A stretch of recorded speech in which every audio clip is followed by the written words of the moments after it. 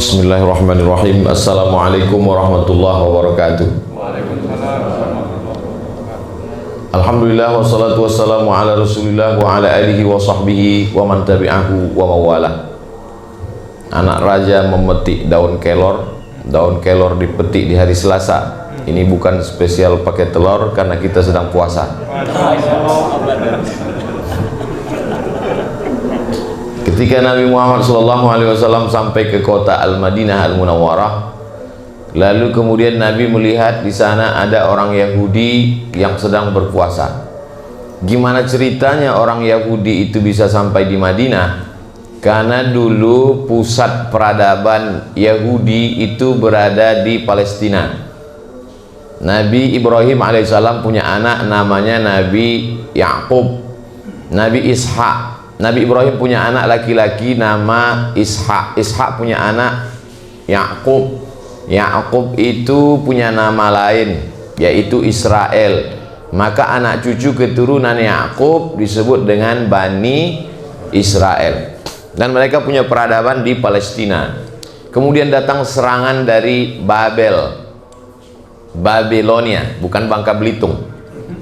Datang serangan dari Babel, Raja Nebukadnezar. Maka hancur leburlah kerajaan Israel ini, dan sebagiannya lari pontang-panting sampai ke kota Makkah Al-Mukarramah, sampai ke kota Al-Madinah. Begitu ceritanya bagaimana orang dari Israel bisa ke Madinah. Lalu kemudian di Madinah ini mereka membuat beberapa komunitas. Di antara komunitas yang besar Bani Nadir, Bani Quraizah, Bani Qainuqa. Dan ajibnya, tempat-tempat yang mereka kuasai dulu sekarang di Madinah itu menjadi tempat tanah yang paling subur, kebun korma. Itu menunjukkan mereka punya kecerdasan yang luar biasa untuk memilih mana lapak tanah tempat bertanam korma. Bani Nadir, Bani Quraizah, Bani Qainuqa. Ada satu lagi Khaybar. Lalu kemudian ketika Nabi dan sahabat sampai ke kota Al-Madinah Al-Munawwarah, Nabi melihat mereka sedang melaksanakan puasa. Nabi bertanya, "Mahadza? Ada apa ini? Kok kalian tidak makan, tidak minum?" Waktu itu puasa Ramadan belum ada, karena puasa Ramadan baru diwajibkan tahun kedua setelah Nabi di Madinah. Nabi bertanya, "Ini ada apa? Kenapa kalian puasa hari ini?" Mereka menjawab, "Hadza yaumun salihun." Ini hari yang baik. Najjallahu fihi Musa wa aghraqa fihi Fir'aun. Hari ini Allah menyelamatkan Nabi Musa dan hari ini Allah menenggelamkan Fir'aun. Maka mereka melaksanakan puasa syukran lillah, sebagai ungkapan syukur kepada Allah karena Allah sudah menenggelamkan orang yang zalim dan menyelamatkan orang yang soleh. Apa pelajaran dari sini? Bahwa ketika dalam keadaan sulit sekalipun, ibadah tidak boleh tinggal. Ini kan ceritanya baru hijrah, meninggalkan kampung halaman, tinggal keluarga, tinggal harta benda, menempuh jalan yang panjang 8 hari 8 malam naik onta. Waktu itu dalam kesulitan ekonomi, sedang krisis, tapi tetap beribadah. Ini sekarang banyak orang, sebenarnya saya mau puasa nih Pak Ustadz, mau beribadah. Terus kenapa nggak puasa? Hati saya sedang galau. Justru sedang susah itulah kita banyak-banyak beribadah. Karena Allah berjanji, "Falyabudu rabb hadzal bait." Banyak-banyaklah kamu beribadah kepada Allah. Kalau kamu banyak beribadah, Allah berjanji dua. At'amahum min ju'. Kalau kamu lapar, kamu dikasih makan. Wa amanahum min khauf. Kalau kamu ada rasa takut, rasa cemas, rasa ngeri, maka Allah akan ganti ketakutan kamu itu dengan amanahum, rasa aman, rasa tentram. Maka rasa cemas terhadap COVID-19, rasa khawatir terhadap virus tidak bisa ditenangkan oleh masker, hand sanitizer, dan lain sebagainya. Tapi yang bisa menenangkannya adalah dengan banyak-banyak beribadah, dalam kurung tetap jaga syarat dan ketentuan berlaku. Makanya saya tetap juga menjaga itu. Nah, lalu kemudian Nabi SAW wa amara bisiyamihi, memerintahkan sahabat untuk melaksanakan puasa, tapi puasanya bukan wajib, sunnah. Tapi kata Nabi, bedakan dengan orang Yahudi, khaliful Yahud. Banyak sekali hadis tentang khaliful Yahud. Khaliful Yahud, bedakan diri kamu dengan orang Yahudi. Orang Yahudi itu kumisnya panjang, jenggotnya panjang. Bagaimana cara membedakannya dengan orang Yahudi? Kata Nabi, uqsus syarib, pendekkan kumis kamu, wa'ful liha, biarkan jenggot kamu. Kumis kamu potong, jenggot kamu biarkan. Konteksnya itu apa? Membedakan diri dengan Yahudi supaya nggak sama. Dan sampai sekarang rabi-rabi, pendeta Yahudi itu disebut rabi, tempat ibadahnya namanya sinagog.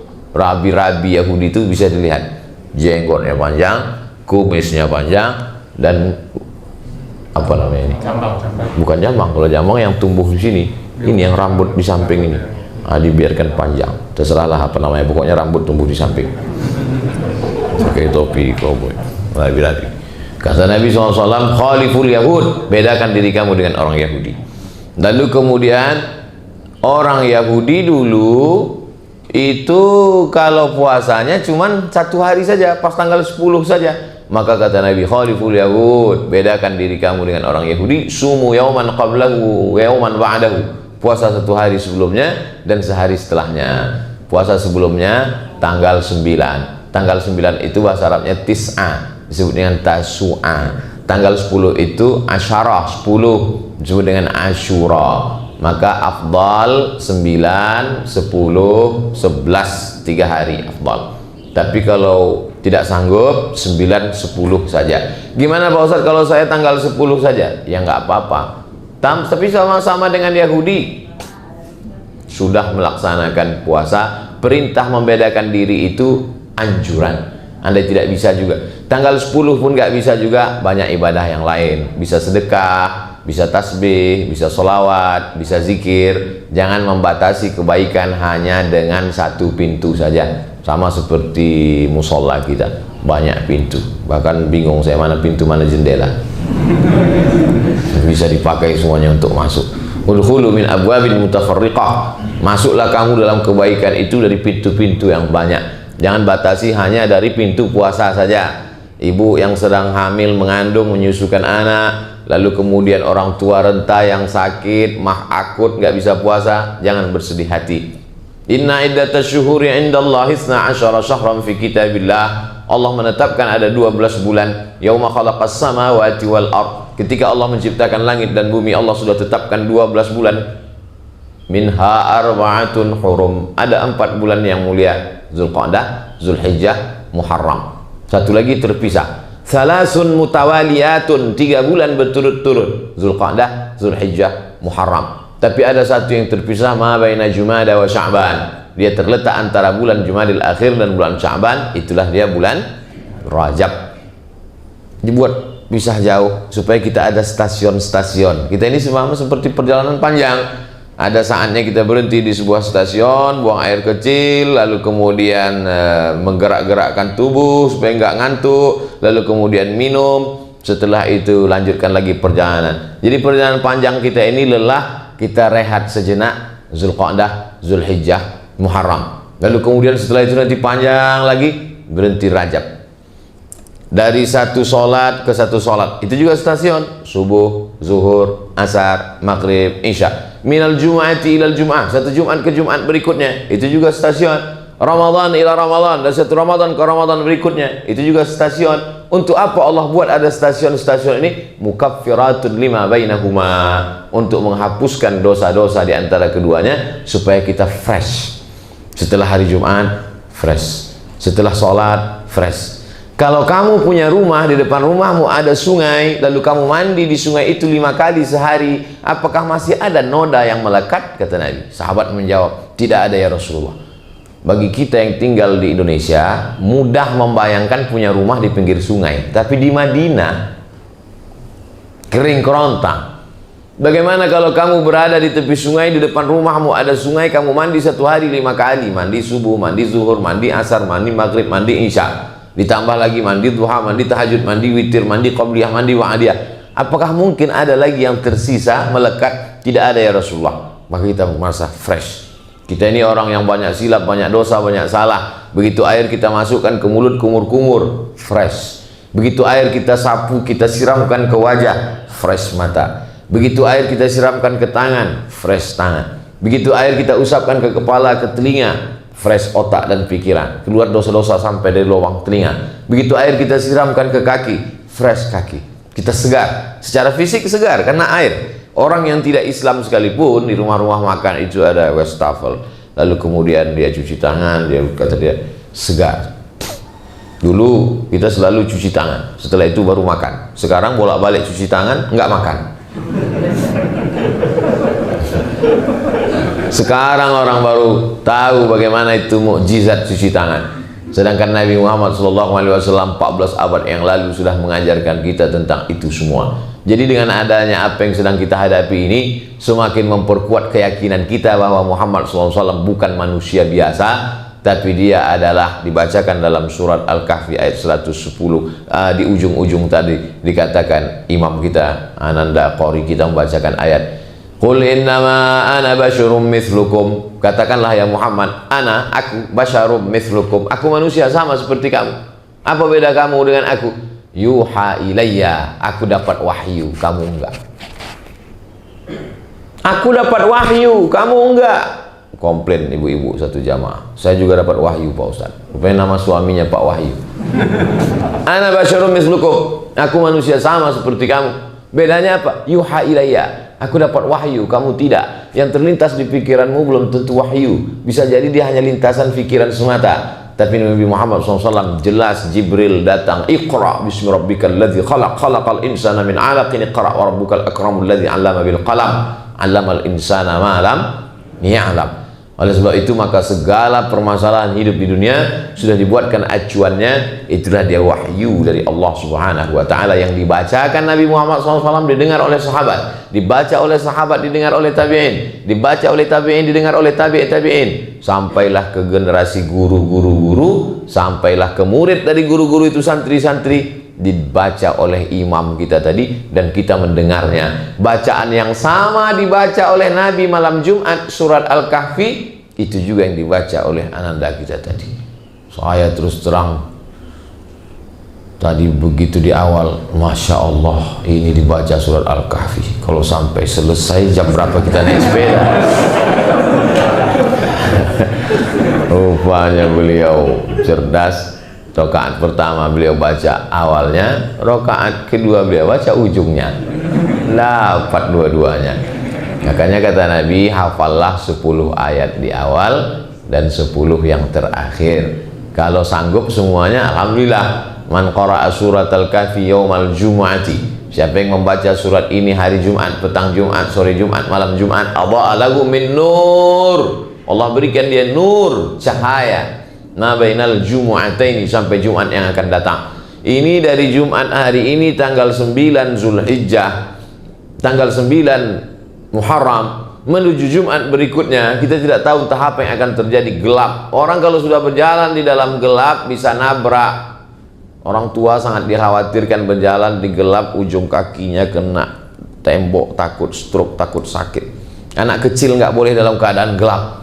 Kalau anak kecil sampai gelap, napasnya sesak. Makanya begitu mati lampu, anak kecil langsung segera hidupkan lampu, hidupkan senter, hidupkan lilin. Begitu juga kita kalau dalam keadaan gelap, tak dapat melihat. Oleh sebab itu bagaimana cara menghilangkan kegelapan ini? Nur. Makanya di antara doa salat tahajud, Allahumma ja'al fi qalbi nura, wa fi sam'i nura, wa fi basari nura, wa an yamini nura, wa an yasari nura, wa an amami nura, wa min khalfi nura, wa min fawqi nura, wa min tahti nura, waj'al li nura. Kita bisa pandang memandang, kita bisa tersenyum walaupun nggak kelihatan. Kita bisa membedakan mana tiang, mana orang, mana pintu, mana jendela. Itu karena nur, cahaya. Oleh sebab itu kita bisa tahu mana hak, mana batil, mana betul, mana salah. Itu karena cahaya. Maka kita meminta bimbingan dapat cahaya dari Allah. Maka kita sedang berada beruntung di bulan mulia, bulan haram. Di hari yang paling mulia, hari Jumat. Di waktu yang paling mulia, waktu subuh. Pada saat momen kemuliaan menjelang Asyura 9-10, berada di tempat yang paling mulia, rumah Allah, masjid, musalla, bersama orang-orang mulia, ada hati iman Islam di dalamnya. Mudah-mudahan kita selalu mendapatkan kemuliaan-kemuliaan. Berada di tempat orang mulia, bersama orang mulia, mendapatkan kemuliaan. Ada orang amat sangat senang, saking senangnya melihat makam Nabi, secara spontan tangannya memegang dinding makam Nabi. Polisi marah, jangan pegang, nggak boleh. Lalu kemudian ditangkaplah orang ini, ditangkap karena dianggap sudah melakukan perbuatan tercela karena memegang dinding makam Nabi. Lalu kemudian kepada orang yang nangkap itu diberikan Al-Quran, hadiah. Begitu Al-Quran itu diberikan kepada dia, dia cium Quran. Bapak kok cium kulit kambing? Enggak, saya cium Quran, bukan kulit kambing. Itu yang Bapak cium kulit kambing. Saya bukan cium kulit kambingnya, saya cium isinya. Sampul Qurannya kulit kambing. Yang dicium bukan kulit kambingnya, isinya. Oh, jadi boleh? Iya. Terus tadi saya megang dinding kok nggak boleh? Saya kan bukan megang dindingnya, saya rindu pada orang yang di dalamnya. Kalau gitu Bapak ditangkap juga karena nyium kulit kambing. Saya bukan mau ngajarkan nanti pergi umroh lalu mencium dinding makam Nabi, enggak. Kadang kita karena terlalu spontan, akhirnya kita terlarut-larut. Alaila tuhibbu amid dunya wa ma fi tawayaha. Hai Qais, mana yang lebih kau pilih, dunia beserta isinya atau Laila? Kata Qais, laghubaru ni'aliha ahabbu ilayya wa ashfa li balwaha. Dunia beserta isinya, maka debu yang menempel di sendal Laila lebih kucinta daripada dunia beserta isinya. Debu menempel di sendal Laila lebih kucinta daripada dunia dan seisinya. Kalau begitu cinta kepada manusia, apalagi cinta kepada orang yang paling mulia di antara manusia, Nabi Muhammad sallallahu alaihi wasallam. Makanya kadang tidak sedikit dari jamaah itu ketika disebut sallu ala Nabi, Allahumma salli ala sayyidina Muhammad, meleleh air matanya. Bapak teringat umroh? Enggak Pak Ustaz, gaji 13 belum turun. Ada kerinduan-kerinduan kita yang sangat mendalam kepada Nabi Muhammad sallallahu alaihi wasallam. Makanya kalau cinta kepada Nabi Muhammad, ikutilah amalan-amalannya. Di antara amalannya ya ini. Yang puasa hari ini baik, yang belum sempat, belum sanggup hari ini ya nggak apa-apa, besok hari Sabtu aja. Ustaz hari ini puasa, insya Allah kalau kuat, kalau sampai. Kalau nggak puasa nggak salah juga, saya kan musafir. Bapak Ibu yang dimuliakan Allah Subhanahu wa Ta'ala. Ibu-ibu nggak ada, Pak Ustadz ada, mereka nanti nonton, ini diupload. Nanti nggak disapa dia komplain. Yang dimuliakan Allah Subhanahu wa Ta'ala dimanapun berada, siapa di antara kita ini yang paling mulia? Inna akramakum indallahi atqakum. Yang paling mulia adalah yang paling takwa, paling takut kepada Allah. Dalam puasa itu kita dididik betul-betul takut. Makanya paling tidak kita puasa 3 hari, 13, 14, 15. Sanggup lebih banyak daripada 3 hari, 8 hari, Senin, Kemis, Senin, Kemis, Senin, Kemis. Sanggup lagi lebih banyak daripada 8 hari, 15 hari. 1, 3, 5, 7, 9, 11. Yasumu yauman, puasa 1 hari, wa yuftiru yauman, makan 1 hari, puasa 1 hari. Sanggup lagi lebih daripada 15 hari. Puasa paling tinggi namanya puasa dahar. Puasa apa namanya Pak Ustadz? Puasa dahar. Dahar itu kan makan Pak Ustadz. Kumaha tuh dahar? Dahar artinya sepanjang masa. Di antara sahabat Nabi yang puasa sepanjang masa, Abdullah bin Umar bin Khattab, anak Umar bin Khattab. Itu puasanya sepanjang masa. Di antara sahabat Nabi yang panjang puasa sepanjang masa adalah Sayyidah Aisyah, istri Nabi SAW. Setelah Nabi meninggal, Aisyah puasa sepanjang masa. Ikhtilaf di antara ulama. Ada yang mengatakan membolehkan puasa sepanjang masa, ada yang mengatakan nggak boleh. Tapi setelah diteliti, yang mengatakan boleh puasa sepanjang masa kalau tidak ada menimbulkan mudarat, halangan. Seperti Sayyidah Aisyah. Nabi sudah meninggal, dia tidak ada anak, dia tidak ada tanggungan, dia hidupnya untuk beribadah sepanjang masa sampai meninggal di dunia puasa. Malam tetap dia makan. Yang tidak boleh itu puasa wisol. Wisol itu nyambung dari mulai sahur ini sampai sore nanti, sampai malamnya, sampai besok. Kebanyakan orang yang puasa begitu bukan la'allakum tattaqun, tapi karena mau nuntut ilmu kebal jalan di atas air. Tuh apalagi jalan di atas air, jembatan banyak. Ayak-ayak wae tuh. Oleh sebab itu kita ini adalah agama yang mengajarkan rasionalitas. Kita berpikir itu untuk apa? Kalau hanya untuk kegaguman orang, banyak cara lain supaya orang kagum. Buatlah sesuatu yang ketika kau mati, maka dia menjadi tinggal yang bermanfaat buat orang banyak. Terus ente jalan di atas air, apa manfaatnya? Selesai, habis, tamat. Oleh sebab itu maka dalam Islam kita diajarkan, buatlah sesuatu yang kira-kira bermanfaat buat orang banyak. Siapa yang paling berguna dalam hidup ini? Anfa'uhum linnas, yang paling bermanfaat buat orang banyak. Ana wa kafilul yatim kahataini fil jannah. Aku dengan orang yang menyantuni anak yatim seperti ini nanti di dalam surga. Seperti ini kata Nabi. Lalu kemudian Nabi menunjukkan dua jari, as-sabbabatu, telunjuk, wal wusta, wa farraja bainahuma, dia jarangkan antara keduanya. Sejarang-jarang-jarangnya paling jauh segini. Begitulah jarak kita dengan Nabi Muhammad SAW. Mudah-mudahan kita dekat jaraknya seperti ini dengan Nabi Muhammad SAW. Mana bisa Pak Ustadz, kita seramai ini mau dekat begini, sesuai sedekahnya masing-masing. Kalau 2000 ya segini lah, 2000. Skala seperti di peta itu, skala 3 km. Itu sesuai skala. Tapi kalau orang-orang yang bersedekah membangun 100 masjid, itu di Sulawesi ada orang kaya bangun 100 masjid. Kemarin saya ketemu lagi di Medan, Ustaz doakan tanah saya laku, insya Allah Pak Haji, saya punya program bangun 99 masjid Pak Ustaz, membangun pondok pesantren gratis. Saya pergi lagi di Kalimantan, itu dia punya 1.700 anak yatim, itu 3 tahun yang lalu. 1 bulan saya dibawa ke dapur melihat telur ayam hampir 1 kontainer, tukang masak 20. Wah, yang melihatnya aja kenyang, jadi makan. Saya tanya, ini biaya makannya berapa sebulan Pak Haji? 800 Pak Ustaz. 800 apa? 800 juta. Yang nanggung berapa orang Pak? Hehehe, saya sendiri. Luar biasa, Masya Allah. Inilah yang orang dekat dengan anak yatim. Kita ya sadar-sadar aja lah. Tapi kita mesti punya cita-cita yang luar biasa. Nah, bulan-bulan Muharram, bulan mulia, ini juga bulan mendekatkan diri kepada Allah Subhanahu wa Ta'ala. Bulan yang lain kita dekat, tapi khusus di bulan sama seperti bapak ibu sayang kepada anaknya. Tapi pada saat ada momen-momen penting, sesuatu hari-hari mengenang mereka, itu lebih sayang lagi. Pada hari pembagian rapor, itu masih, zaman sekarang anak-anak masih ada pembagian rapor. Mana tahu semuanya online kan? Sekarang online, ujian online, rapor online, ilmu pun online. Mati laptop, hilang ilmu.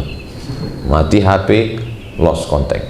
Oleh sebab itu maka ini adalah kebaikan. Mudah-mudahan kita senantiasa istiqomah dalam jalan la ilaha illallah Muhammadur Rasulullah sallallahu alaihi wasallam.